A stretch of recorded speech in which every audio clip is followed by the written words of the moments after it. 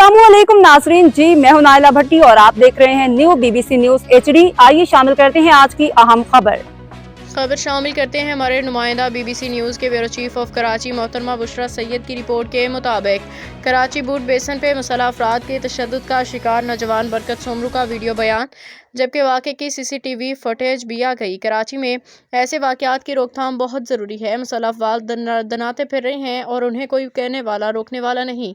कराची के शहरी को एक छोटी सी गलती पे पकड़ के हवालात में बंद कर दिया जाता है, मगर ऐसे बदमाश अफराद को रोकने वाला कोई नहीं कि किसी के साथ ज़्यादती हो तो खामोश नहीं रहना चाहिए, सबको आवाज़ बुलंद करनी चाहिए। जब बात सोशल मीडिया के जरिए इलेक्ट्रॉनिक मीडिया पे आई तो पुलिस हरकत में आई।